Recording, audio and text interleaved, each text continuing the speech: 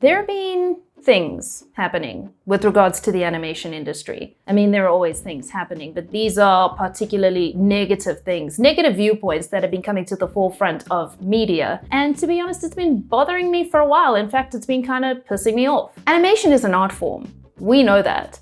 But often the creativity, artistry, technical skills, sheer talent, and intense hours of work that go into animation production are just completely overlooked and taken for granted. There's this particular viewpoint, and I'm looking at you, the Oscars, that animation is just for kids. And apart from that issue, which I am going to go into, there's also the issue that the animation industry as a whole is just generally not very well treated or well respected. I guess I understand the perception of animation being for kids when you think about the impact that it had on our formative years. Our childhoods were so wrapped up in animated content from the Disney and Pixar movies. You know, the cartoons we would watch on a Saturday morning while our parents were still trying to sleep in, the stuff we were watching after school when we'd get home and then we'd go to school the next day and talk about it with our friends. That was a large part of our childhoods. And a lot of people, I guess, just didn't make that transition from watching children's animated content to watching animated content for teens and then going on to watching animated content for adults. But when you think about it,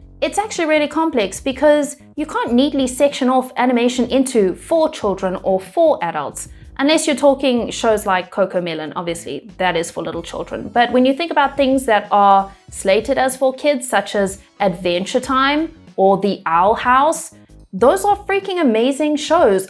Animation has this incredible ability to be intensely appealing to both children and adults, and they can both be sitting and watching the same show. And that's only talking about the shows that are targeted towards children. I'm not even talking about the adult animated content that we have. So the issue isn't necessarily that there is kids animated content and that people are not recognizing that there's adult animated content. It's the lack of appreciation as a whole for the extreme versatility of animated content, the widespread appeal it has to both children and adults, whether it's targeted towards kids or not. So I was really happy when it seemed a few years ago like there was a lot more animated content being made and there were a lot more people realizing how appealing it really was to a widespread audience. And that's both, you know, the content targeted towards young adults, as well as the better quality content that was being made for kids. And it seemed like Netflix was going to be a big supporter and proponent for that with Netflix animation and the shows that they were coming out with, the shows that they were giving a platform to. It seemed like animation was finally coming to the forefront of media and content, and it wasn't just being stashed away in a corner for adults to flick on to keep their kids entertained while they went and did something else. It seemed like Netflix was really putting a lot of time and budget and effort into developing its animated content and giving a platform to these creators that otherwise would not have had the opportunity to get their projects out there. It became this sort of utopia for people in the animation industry, and a lot of people felt like they would just love to go and work at Netflix because it seemed like they had so much creative freedom. They could bring their projects there and have them produced without much interference. They would have really good budgets and realistic timelines and just generally have this opportunity to produce something that you otherwise might not have had the opportunity to produce on other platforms because maybe it was a little bit niche, it was a little bit out there, not the general mainstream sort of content that was being made at the time. We got to watch stuff that we probably otherwise wouldn't have been able to ever have watched if they hadn't gotten a platform through Netflix. I mean, hopefully you all saw Klaus. That was incredible. And then there was Love, Death and Robots, and even some kids content.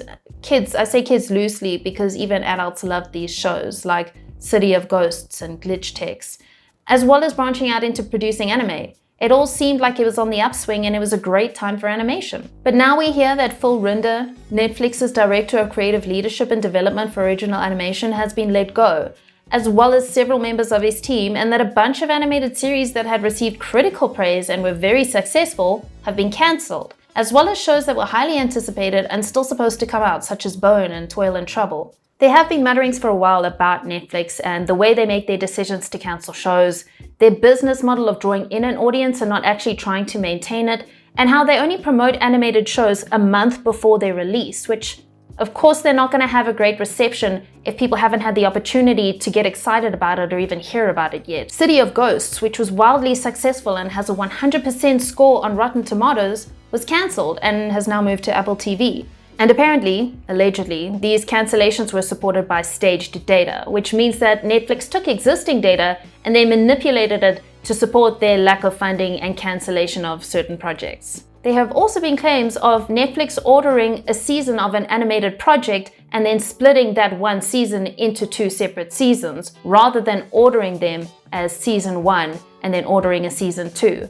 Which means that they end up paying the animators less than they otherwise would have, because they're paying them that season 1 rate for both seasons, where usually you would see how a season does and then order another season if it was successful, and give the animators and the team working on that project a raise for the second season, because now, people like it, it's in demand. So that happened. And now apparently Netflix is saying that Boss Baby is like the pinnacle of the sort of animated content that they want to be putting out, which that does not bode well. I'm sorry, where is the creativity? Where is the diversity in styles and stories? And yes, apparently these changes are only supposed to affect the kids and family animation section, and they're going to be leaving the adult animated content alone.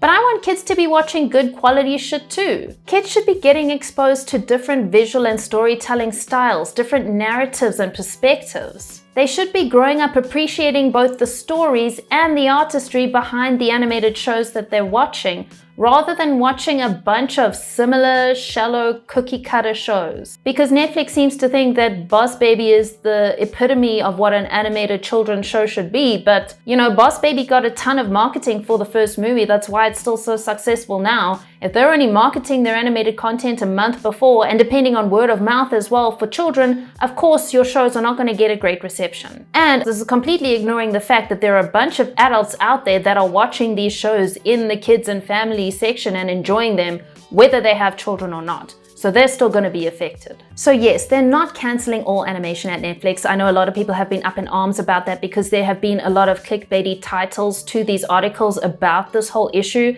They're not cancelling all of the animation. But I am concerned that they're not going to be giving a platform and taking a chance on the more niche, unique, creative stories, and they're rather going to be going with the safer bets, the more generic stuff like Boss Baby. So the stuff with Netflix this past week was kind of the catalyst for me making this video, but really the seed was the Oscars. That's when the idea was first planted, and then I was like, oh, I'm not going to make a video because I didn't really know if it fitted in with the more educational content of my channel, but this is animation related.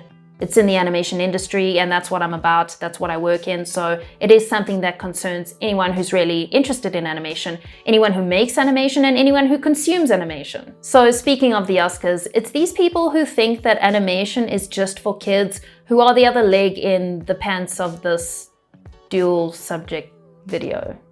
I'm just so confused how the presenters, the Oscars in general, I guess, because whoever would have had to okay the scripts, the script writers, all the people involved in those comments thought that it was okay to belittle the amount of work and talent and sheer artistry that goes into creating these animated films. How could they imply that adults sitting there watching these movies are somehow suffering through it, like they're there under duress? I love watching animated movies with my kid.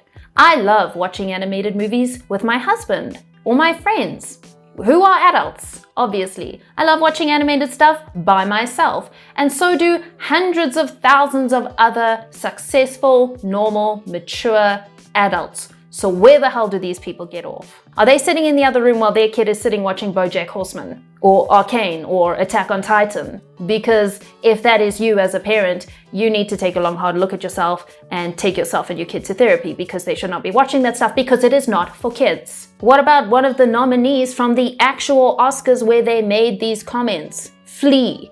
That is not for children. That's literally about a refugee who fled from Afghanistan. Is that what you're sitting and letting your 3-year-old watch while you're in the other room watching what? Real Housewives? I mean, no shade to people who watch reality TV like that. I love me some reality TV. Anyone who knows me knows that. But you can't be sitting there thinking that you're somehow superior for the stuff that you're watching because people who are watching animated stuff are watching stuff that's for kids. Salvador Dali, literally one of the most famous artists in history, saw animation as an art form, and he admired Walt Disney so much so that he wanted to work with him, and they created an animated short film together called Destino. He even called Walt Disney one of the great American surrealists in a letter that he wrote to Andre Breton. Animation is art, not just for kids, it's for everyone. And for some stories, it's the best medium to be told in. Look at BoJack Horseman, for example. The characters are dealing with issues like depression, racism, sexual assault, drug abuse, fame, and general societal issues. The audience wouldn't have connected with it as much as they did if it wasn't animated. The fact that the characters were animated animals meant that, unlike in a live-action movie with actors, you aren't limited by the biases you might attribute to that person, that actor. The characters are basically blank slates or avatars for you to project yourself onto without any preconceived notions about the actor. Like, it might be less relatable if BoJack wasn't a horse that you could project yourself and your experiences onto and was just another alcoholic, middle-aged white man. Or if he was played by an actor you already kind of disliked. Or there's Anomalisa. If you haven't seen it, it's a stop-mo psychological comedy drama about the Fragoli delusion, which is a condition where a person has a delusional belief that different people are actually all the same person who's just changing appearance or in disguise. I don't think the movie would have worked as well if it had been live action. The stop motion adds to the surrealism of the film because stop motion in and of itself carries this sort of surreal feeling.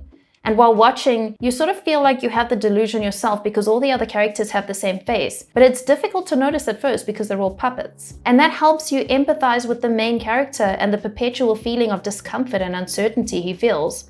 It wouldn't have been the same if it was live action. The social commentary combined with comedy and satire in shows like South Park and The Simpsons just wouldn't have had as much of an impact and comedic success if they weren't animated, because it allows a lot more leeway for that satire to shine through when told in a medium that's considered less serious than live action. It's kind of jarring when animated characters are behaving that way. You've got more leeway for caricatures and exaggeration to drive the point across, and that's why it's funny. There's more scope for the surrealist aspects, and because it's animated, it doesn't seem as out of place as it would if it was live action. It's also the perfect medium for allegories, like with Spirited Away, Zootopia, or Turning Red. There's so much possibility in animation to depict things differently and give a window to a new perspective and a new reality that often isn't possible with live action. You can use symbolism, exaggeration, design, and even the actual choice of movement style, the animation itself. There's so much room for exploration with shapes and lines and visual communication that you just don't get with live action. And you can have these really fresh approaches to how you communicate the narrative, and even for things like socio-cultural representation. There are distinctive traditions in animation in Japan, obviously, Russia, China, Europe, visual language and treatments and approaches and themes unique to those cultures. And that's what's so beautiful about it. You can have great impact with something incredibly intricate and detailed like Loving Vincent, just as much as you can have a great impact with something that seems really simple. And I say seems because we all know it's not that simple to make an animation, but stylistically simple, like something minimalist like Away, which is a short film from Latvian director Gins Zibalodis. Animation also combines so many different disciplines of art throughout the stages of production. You've got drawing and illustration, acting, modeling and sculpting, music, cinematography, and that's just to name a few. The sheer amount of creative talent and power that goes into producing an animation is just completely mind-blowing when you really think about it. Art is about telling a story, making a statement, shifting perspectives and getting people to feel things, and what better way to do that than with animation? And it's really just about time that people change the way that they see animation and start appreciating it for what it really is. So that's it for today's video. Let me know what you guys think. I could have gone way more in depth with a lot of this stuff, but it's already getting super long, I can see. So I'm gonna stop it here. Let me know your opinions and what you think about the stuff that I've discussed here, what you think about the direction that Netflix is taking, and what you think about what happened with the Oscars and the comments they were making about it there. Thank you to my patrons over on Patreon. I appreciate the support as always. You guys are lit. Hit the like button on the video if you did like the video. If you got this far, it was a pretty long video, so I assume that you liked it. Subscribe if you haven't yet and hit the notification bell to keep up to date with my other videos. Thanks for watching, guys. Love ya. Bye.